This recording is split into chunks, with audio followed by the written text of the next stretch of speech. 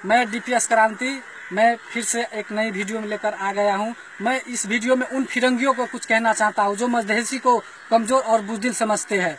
शेर कभी छुप कर शिकार नहीं करते, शेर कभी छुप कर शिकार नहीं करते, बुज़दिल कभी घुस कर बात नहीं करते। हम सुपुत्र है मधेश के जो हार कर भी स्वीकार नहीं करते। जंगल में शेर से और नेपाल में मधेसी से बच के रहना, क्योंकि शेर तो सिर फाड़ते हैं मगर मधेसी बीच रास्ते पर गाड़ते हैं। क्योंकि हम मधेसी है, मारते कम और घसीटते ज्यादा है।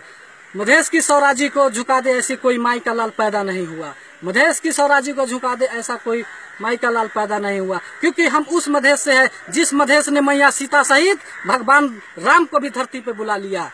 बस दुश्मनी तो हम चींटी से भी नहीं करते, बस दुश्मनी तो हम चींटी से भी नहीं करते, लेकिन बीच रास्ते में आए शेर को भी नहीं हम छोड़ते। लोग तो अक्सर उस जगह जाते हैं जहां इतिहास होता है, हम तो मधेसी है जहां जाते हैं इतिहास होता है। क्योंकि हमारा इतिहास ही ऐसा है। जमीन की कीमत और स्वराजी की हिम्मत कभी कम नहीं होती।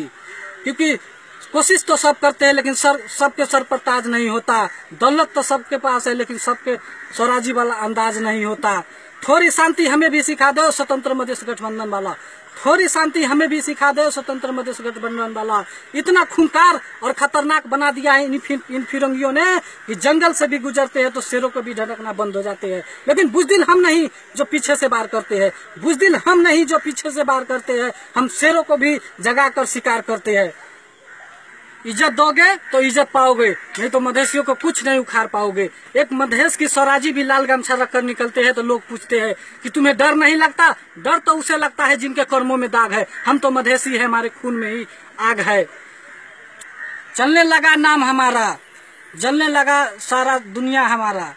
जब इस धरती पर सीके राव जी आया, शेर को भी घबराया जब इस धरती पर सीके राव आए। फिरंगियों तो कान खोलकर सुन लो, जो मधेसी से अटकते हैं वो शमशान में भटकते हैं। नमस्कार दोस्तों, मैं आज इतना ही कहना चाहूंगी और अच्छा लगे आपको तो शेयर और कमेंट जरूर कीजिएगा।